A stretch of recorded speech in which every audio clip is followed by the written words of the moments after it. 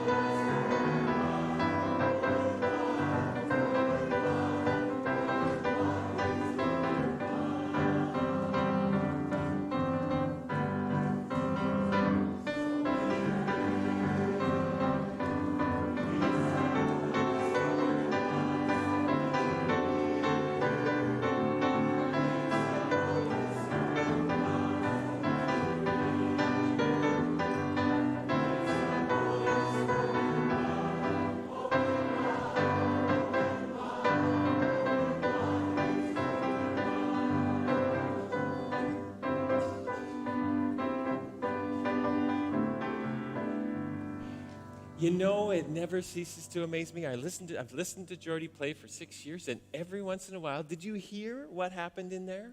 In between verse 1 and verse 2? We went to Sesame Street. Dun, dun, dun, dun, dun, dun, dun, dun, dun, dun, dun, dun, dun.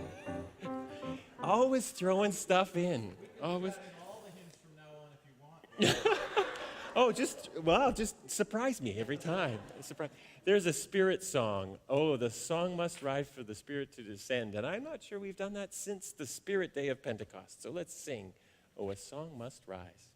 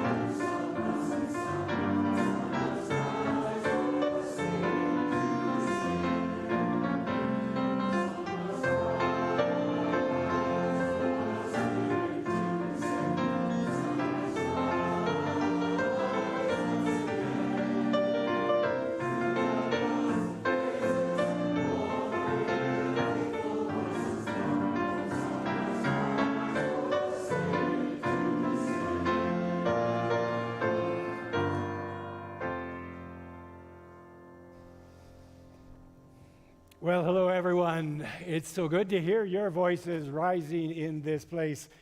Welcome to worship here at Highlands United Church as summer slowly sneaks up on us here in North Vancouver on the far west coast of Canada.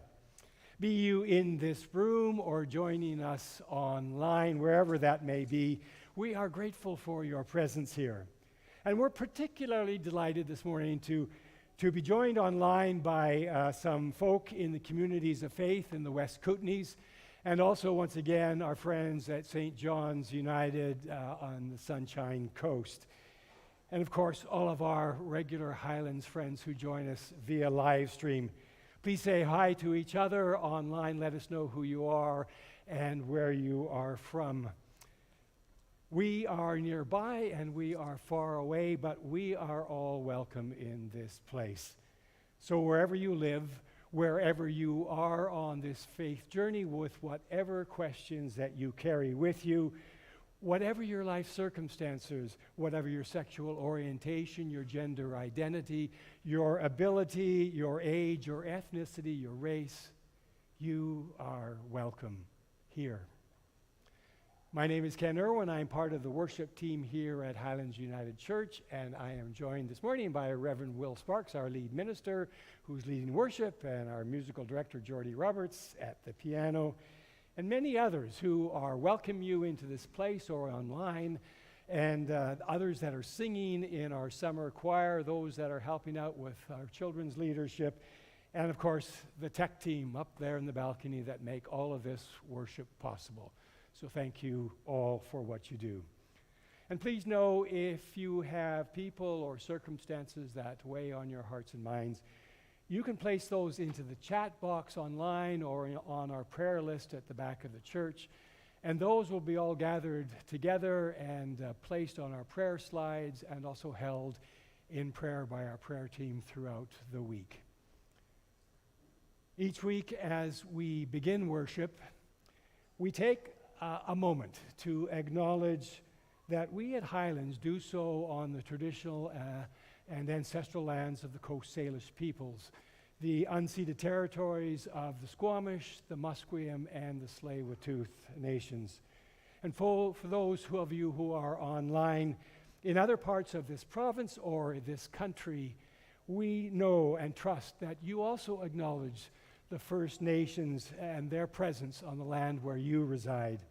For thousands of years, these peoples have lived, worked, worshipped, and played on this land that we call home. And so we acknowledge this journey that we are on and the movements that we make towards reconciliation and right relations. So now let's just take a moment to settle our hearts and our minds, to breathe in deeply, sensing the presence of the Holy Spirit, and listen as the prayer bowl calls us into worship.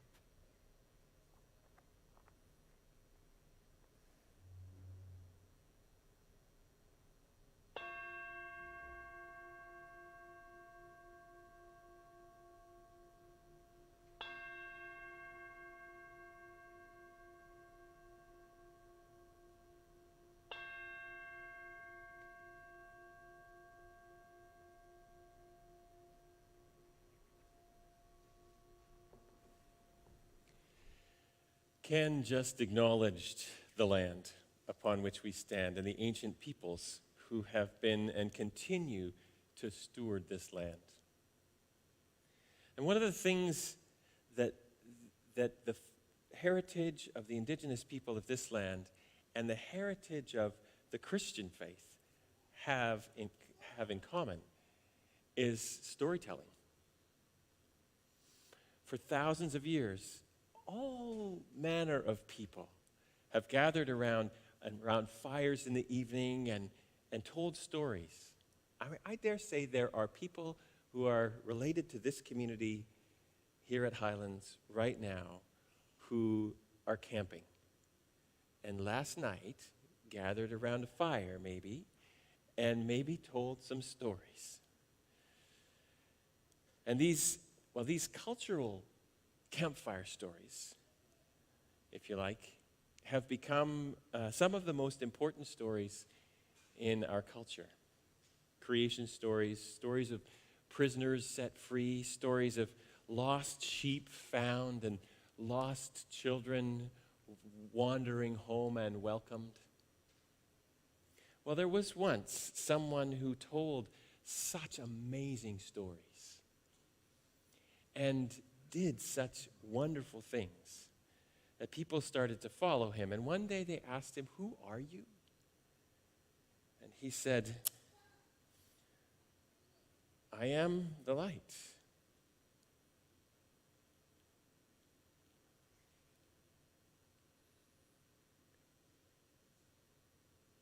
The fire of Christ.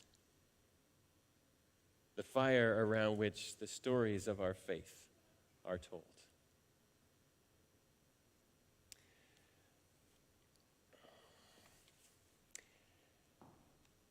I would invite anybody that wants to come and sit a little closer. I have a story I want to tell.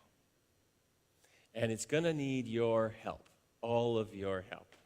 So anybody that wants to is welcome to be here. But I'm going to need you all online, everything. We're going to see if you're awake. Are you awake? You sure? Are you awake? It's a very muted sort of yes. Well, let's see if we can do something about that. One time Jesus told a story that became a really well-known story, and I want to tell it to you again. Good stories you can tell over and over and over again. He was asked one time, what is the most important thing that we do as followers of God? And he said, well, the most important thing is to love God with your heart and soul and mind and strength, and love your neighbor as yourself. And there was a lawyer that was there, and when told that they needed to love that big, they thought, oh, how can I get out of this? They thought, well, maybe a technicality. Love my neighbor as myself. Well, who exactly do you mean when you say neighbor? And then Jesus said, well, let me tell you a story. Now, we call this story the story of the Good Samaritan. And you may have heard it before. It's one of those stories that I think every follower of Jesus needs to know by heart. But that's a bit of a piece of work to learn these stories. So it helps to have a little trick to help your mind remember. So in the service of making it easy to know by heart, I've played around with the story a little bit and retold it. And I've actually given one of the characters a name, and his name is Dan. Okay? And whenever I say the phrase and the full phrase, his name was Dan, or the man whose name was Dan, your job is to say, his name was what? And I will say, his name was Dan. You ready for that? It's the story about the man whose name was Dan. His name was Dan. You're getting there. Well, there was this man whose name was Dan. His name was Dan. And he was on his way from Jerusalem to Jericho. Now, the road from Jerusalem to Jericho is kind of long and kind of windy, and it goes through the mountains, and there are whole stretches of that road where back in the day you wouldn't see another person for an awfully long time. So there was this man, his name was Dan. His name was Dan, and on his way from Jerusalem to Jericho, and he was on a particularly lonely part of the road when a band of robbers jumped out from behind a pile of rocks, and they jumped on him, and they beat him up, and they took all of his belongings away, and they took all of his money, and they hurt him pretty bad. And they left him there in the ditch. And there he lay, this man whose name was Dan. His name was Dan. Beside the road, hurting and groaning and in pain. Oh. He said, oh. He groaned. He couldn't even get up energy to say a word. And he lay there waiting and hoping for someone to come along and help him. Well, along came a priest. Now, a priest is supposed to be a pretty nice person, right? That's kind of their thing. Not this priest. This priest looked at the man whose name was Dan, and his name was Dan, and thought, ew, he doesn't look very good. I might get my clothes dirty if I get too close to him. I think I'm going to go over there and keep going on my trip. And he walked on by. And a little while later, there was a Levite. Now, a Levite was a very important person in the community. And this Levite came up to the man whose name was Dan. And his name was Dan. You're on top of it. The Levite looked at Dan, and Dan groaned again. Oh. But the Levite thought, I have a lot to do. I have important things to think about. I don't have time for this. If I helped every person on the road, I would never get to the important things I have to do. And so he walked by on the other side. Well, a little while later, a Samaritan came along. Now, a Samaritan was a person that everybody thought couldn't do any good and couldn't even really much be trusted. But my goodness, were they in for a surprise? Because when the Samaritan saw the man whose name was Dan, his name was Dan, that Samaritan put the man whose name was Dan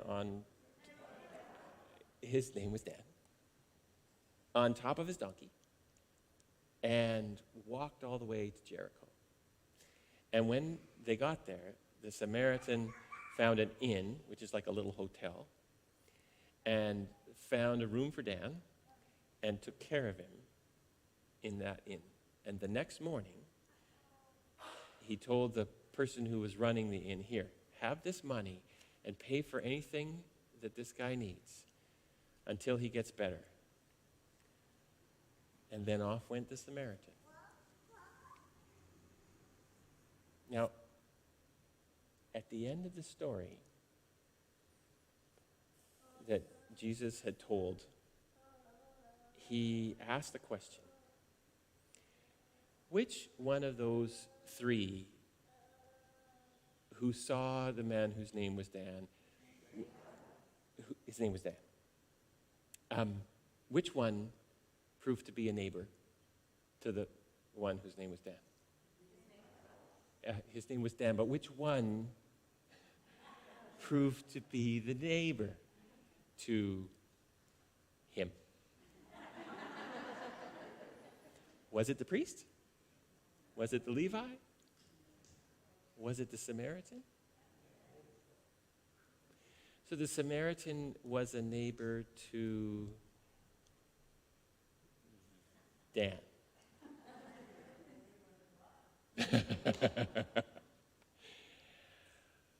Well, I think in the Bible, where we find this story, they don't actually answer the question. They leave you to figure that out. And to figure it out not just in the story, but in the way you live. So, I don't know whether today you will run into a man whose name was Dan. God, I tried to sneak it past you, but I couldn't. I don't know whether you'll run into Dan today, but you may run into other people. And the trick is to be their neighbor, not just have them be neighbor to us. And now we're going to sing a song that's kind of about that. It's called Sister, Let Me Be Your Servant. We are pilgrims on a journey. And you're welcome to stick around here and continue to join in worship.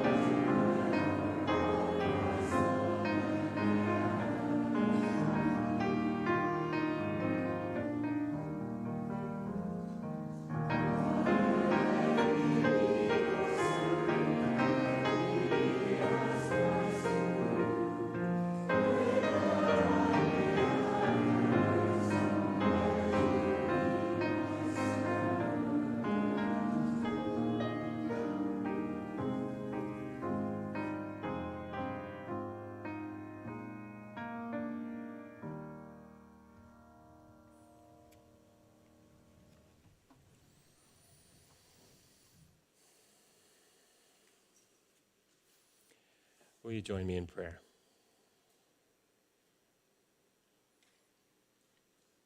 Loving God, I ask that you take the words of my mouth and the meditations of all our hearts and the actions of our lives wherever those lives take us, and touch and transform them that they might serve your love in the world. Amen.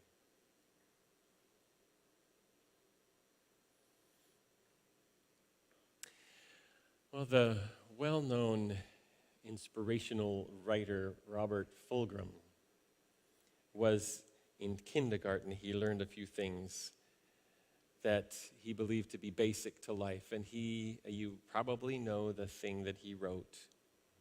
I think it's called All I Ever Needed to Know I Learned in Kindergarten. Yeah. Don't hurt each other. Clean up your own mess. Take a nap every day. Wash your hands before you eat. Hold hands. Stick together. Look before you cross the street. All those great little things that you need to know. It's a great message, great reminder. It's a great reminder to adults of some of the most profound and uncomplicated things that can cut through our complicating of life. Well, years later, Robert Fulghum had second thoughts. Not about the wisdom of each one of those lessons. No. It's just that he realized that not everything I ever needed to know did I learn in kindergarten. I've needed to know some other things.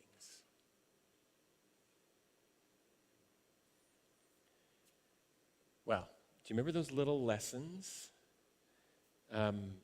from the parables of Jesus? If you learned them as a child, how many of you would have learned those stories as a child?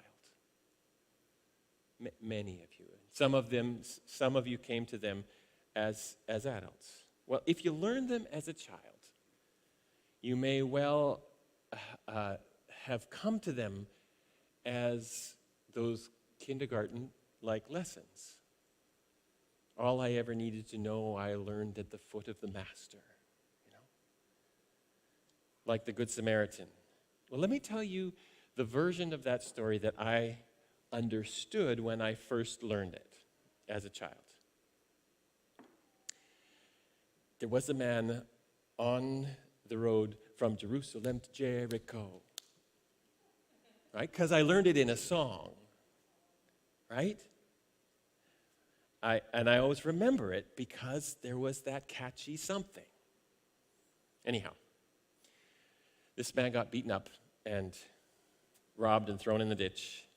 And as he was lying there in the ditch, somebody came along and walked by on the other side, and somebody else came along and walked by on the other side. And finally, the Samaritan. And I could remember that word, Samaritan.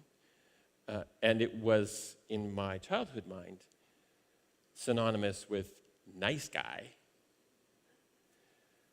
kind person. Came along and took pity on the beaten man, took him to the inn, and helped him till he got better. And the message, it sunk in. It's a good message. Be a good Samaritan. Help people. Don't walk by on the other side. Don't ignore the hurt of others. A little compassion goes a long way. Do unto others as you would have others do unto you. Love your neighbor. And who is my neighbor? Well, it's the one in the ditch. The one who's struggling. It's a Sunday school lesson, and it's a good one. Great moral foundation. But as I grew up to apply and tried to apply many of those Sunday school lessons, questions arise about that version of the parable in my mind.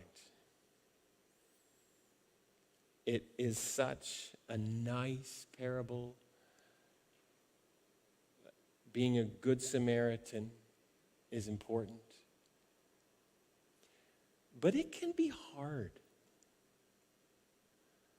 And I didn't hear the hardness of it in my childhood memory. You can spend your whole life, drain your whole life's energy and resources picking people up who have been left in the ditches of the world. And after a while, you start to wonder, how come so many people end up in the ditch?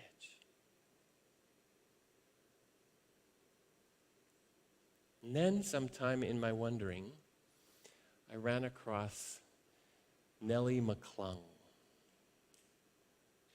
How many of you know who I'm talking about when I say the name Nelly Mcclung?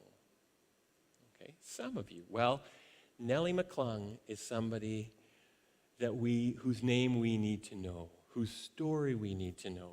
Nelly Mcclung, a wonderful good Samaritan and a bold firebrand sort of a Samaritan she was in the early 20th century. A first-wave feminist, a member of the famous Five, whose petition launched the game-changing persons case in Canada, which was critical in the development of equal rights for women under the law in Canada. And she was one of the real stokers of that fire. She was also a key advocate in the ordination of women in the United Church of Canada. She was critical. And Lydia Grucci, who was the first woman to be ordained in the United Church of Canada, did so very reluctantly and with the strong encouragement of Nelly Mcclung. The system will not change until you step into it. And so she was very involved. She, too, learned the story of the Good Samaritan as a child. this set her heart to picking people out of ditches wherever she could. But she too found the task draining, and there came a point at which she was prompted to ask the same question. Who keeps throwing all these people into the ditches of the world anyway? Which led her to her somewhat wild retelling of the story. And her retelling went like this, and you can just imagine. So early 20th century in a Methodist or Presbyterian church, a woman stands up and tells it like this. There was once a man who was attacked by thieves and left beaten and robbed on the road to Jerusalem, from Jerusalem to Jericho. The priest and the Levite, when they encountered his broken body, fussed about the state of the times. Oh dear, how distressing. I don't know what the road is coming to. The Samaritan took the man to the shelter and made provision for him, actually spending money on him. And then our amazing Nelly adds her own little variation that takes the story well beyond kindergarten. The Samaritan traveled that same road again and again found another victim. On the third day, he found two more. And while he was caring for them, he began to do some revolutionary thinking. He hunted up some other good Samaritans. He even tried to interest the priest and the Levite. He hunted up his old shotgun, and they all went down that road gunning for thieves. They were determined to clean up the road.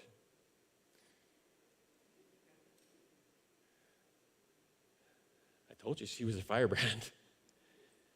And I'm no big fan of the take the law into your own hands kind of tone that she takes. However, the twist that she offers is rooted in charity fatigue. You see, charity, that's part of the work of Good Samaritans, the crucial work that it is. It is the work of the gospel. When I was hungry, you gave me food. When I was thirsty, you gave me drink. Lying in the ditch on the road from Jerusalem to Jericho, and you picked me up and bandaged me up. It's core Christian work. And there is something that nags at the heart of Good Samaritans that says, that's good, but it's never going to be enough. And the nagging feeling comes from the fact that in too many ways, the system by which life is structured means that some of us can live most of our lives without even knowing the ditches exist.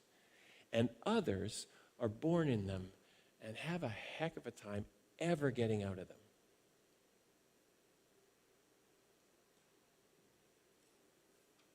Here's what Robert Fulghum said later about his kindergarten lesson.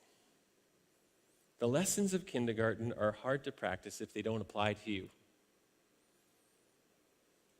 It is hard to share everything and play fair if you don't have anything to share, and life is itself unfair. I think of the children in this world who see the world through barbed wire, who live in rubbled mess, not of their own making, and that they can never really clean up. They don't wash their hands before they eat. There's no clean water. They don't know about warm cookies and cold milk. They have no blankie to wrap themselves in, and do not take naps because it's too dangerous to close your eyes. This is not kindergarten stuff. See, he's doing the systemic analysis, right? He's looking at that, the way the world is set up that means there are ditches and people end up in them. So my question is how to move ourselves out beyond, based on the foundation of our Sunday school faith, and our Sunday school version of the Good Samaritan story, beyond charity into the revolutionary, life-changing, world-changing tasks of not just taking people out of the ditches of the world, but keeping them out and maybe even filling the ditches in. Ditches of poverty, hunger, prejudice, greed. Systems that are set up along those lines. To my mind, the task of being a good Samaritan extends from the sharing of food to the creation of food security, for example. A place at the table for everyone born. The task of being a good Samaritan extends beyond a ceasefire to the creation of peace and the kind of world that is just such that peace is a result. If the algorithm of our economy itself propagates ridiculous amounts of wealth and ridiculous amounts of poverty, if that's the algorithm of the economy, it won't be enough to say, don't be so greedy, and here's some food. You need to change the algorithm.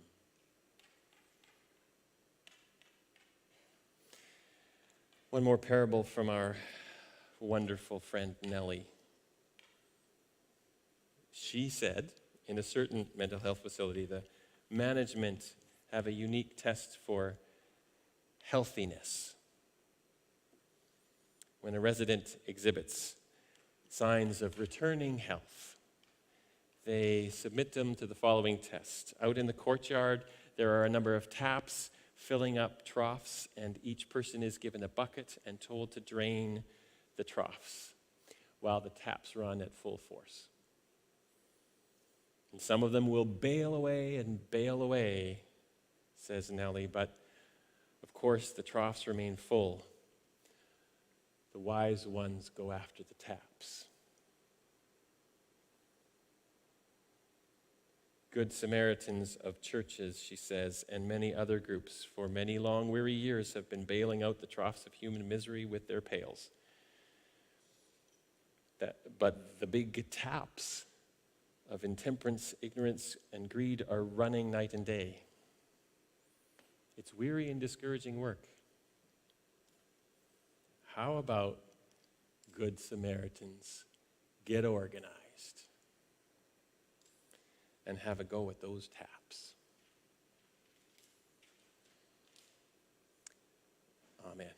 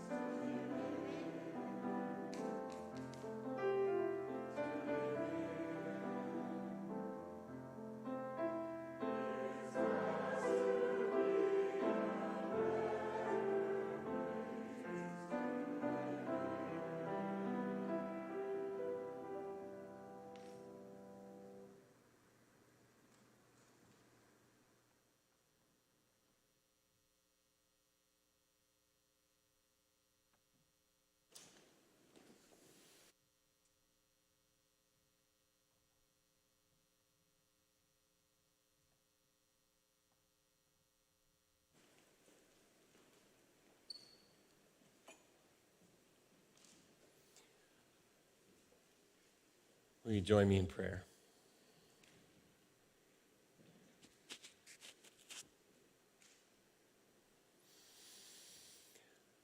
O God of mercy, God of justice, faithful God, O God of blessing and God within our most difficult times, we gather ourselves in for a moment of quiet in our chronically busy lives and busy world. We are told these lives of ours are busy or stressful because we make them that way, but sometimes and often in this season of summertime, we wonder about the treadmills, the relentlessness. And so we come here.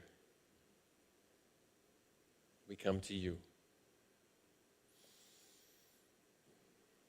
We come to you for energy in our weariness.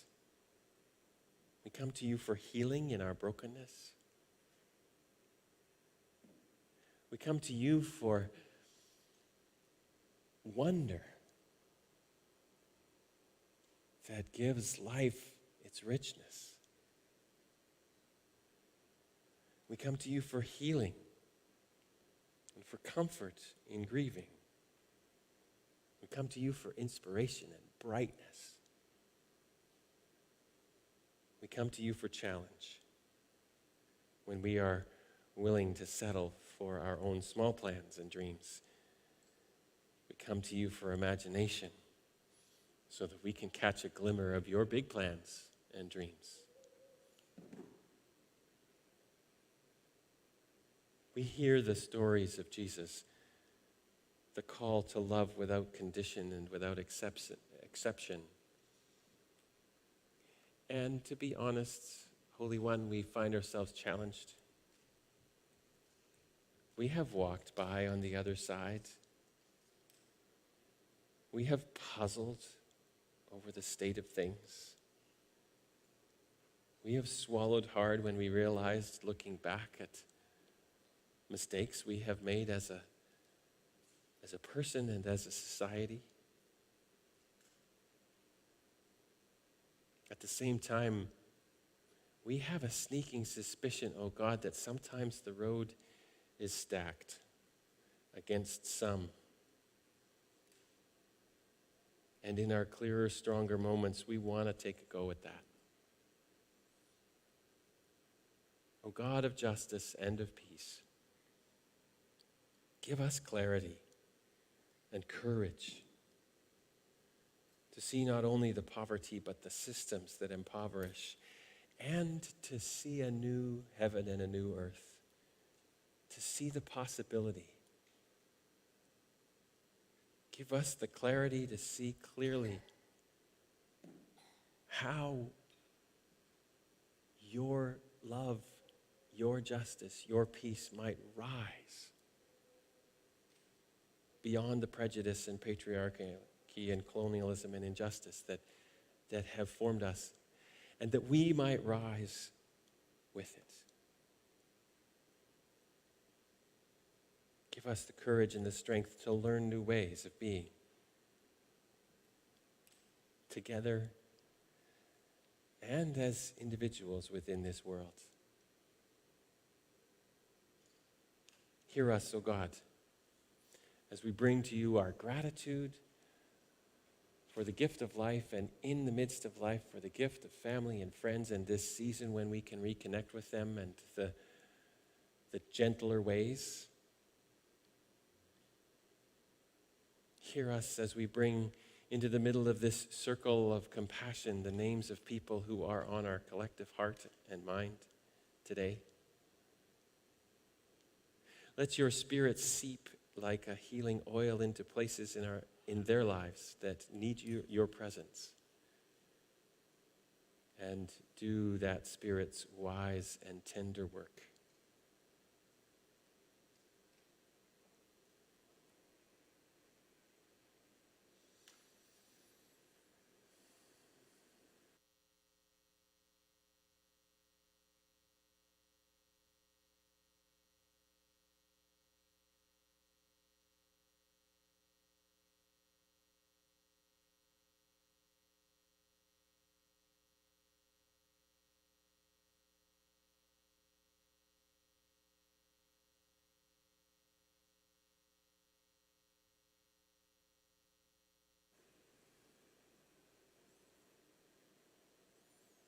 God, we long for the peace of your presence, even as we are sometimes intimidated by the urgency of your call to us. Enter, Great Spirit, into each of our lives and enliven us, embolden us. Enter, Great Spirit, into our community and make it possible for us to love and serve you and all that you have created and love. We ask all this in the name and in the way of Jesus, our Christ, whose prayer gives life to all our prayers. And we sing together.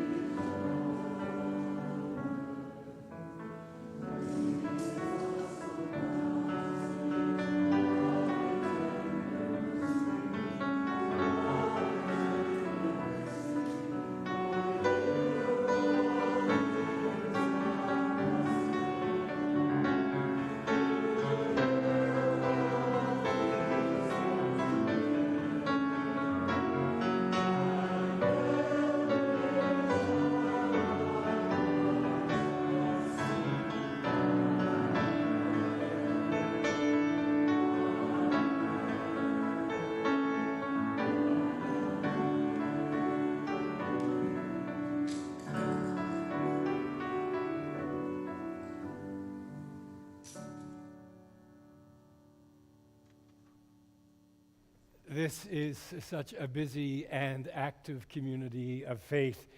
And it's nice as summer slowly creeps up on us to settle into a more quiet and relaxed rhythm. But nonetheless, the life and the work of the church goes on. The remarkable and ever faithful Saturday lunches in the Lane crew continue their wonderful outreach to those who live a little bit closer to the margins in our community. The needs of shelter to home community, they carry on, and those are listed in our Friday Highlights email. Summer camps are beginning soon, and there are still some openings for children in those and young people, but there's also some needs around food and crafts that will help out to keep the expenses down, and you can speak to Sandy Parker about that. The Affirming Working Group is encouraging all of us to fill out the survey around this process that we're in, and you can find that either in the Friday Highlights email or on our website. And small group connections are always finding ways that we can come together in small and larger ways to stay connected. And if you aren't getting that Friday Highlights email, well, just send a message to churchoffice@highlandsunited.org and ask for that. And Melissa or Tatina will put you on it, and you'll get it every single week. And if you were with us last Sunday, or if you read Will's message in that Friday Highlights email, you will know that we have called Captain the Reverend Julie Lees to join our remarkable and wonderful ministry team here at Highlands. And I don't think it will take us very long to just call her Julie when she comes here in September. Those of us that know or have met Julie are very, very excited to have her joining our team here, and we look forward to that happening in September. Now, Will has a request as well of you. Yes, so the website redevelopment group is busy at work, and I think I've mentioned a couple of times, I'm trying to put together 2 videos. One video that says, "Welcome to Highlands United Church," from members of Highlands United Church, that says, "This is why I come to Highlands United Church. This is what I experience here." That's one video. The other video is when people go to the page on our website that says what we believe, there's this wonderful written statement of faith. I think it would be cool for people, especially newcomers, who come to that website to come to that page. What do they believe? And see people whose faces and voices are actually saying, you know, I believe this, and I believe that. And so, those are 2 videos that we're trying to put together. If you're at all interested in being a part of it, and we would love to see a diversity of people, and it's not all going to be on any one person. It'll be little snippets from a variety of people.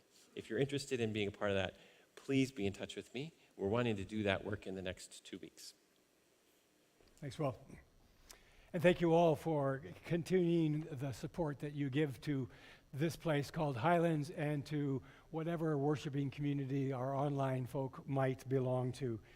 You do that with your time and your energy and your passion and your enthusiasm and your faith and your financial resources. And we are grateful for that. And we want you to know that that is how we make worship happen and life happen and ministry happen here at Highlands United Church. And now, let's sing our closing hymn.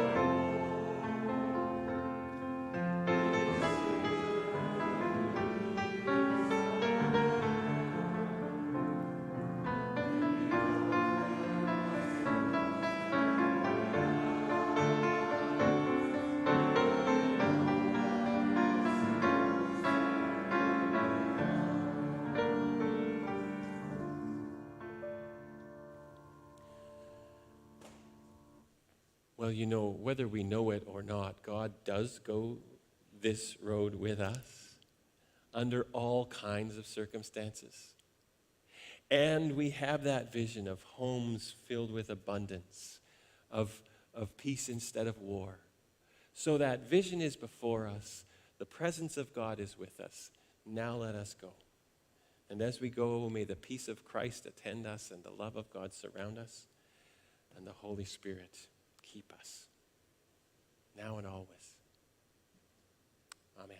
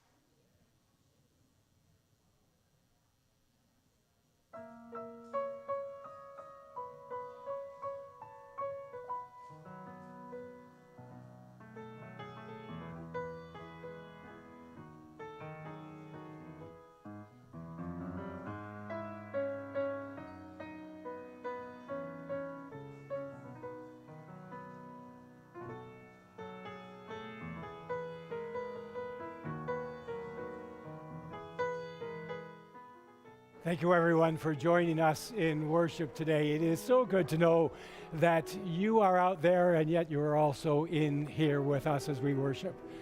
So go into your day, enjoy whatever it brings to you. Enjoy this day, this week, and God willing, we will see you right here, same time, same place, next week. Go in peace.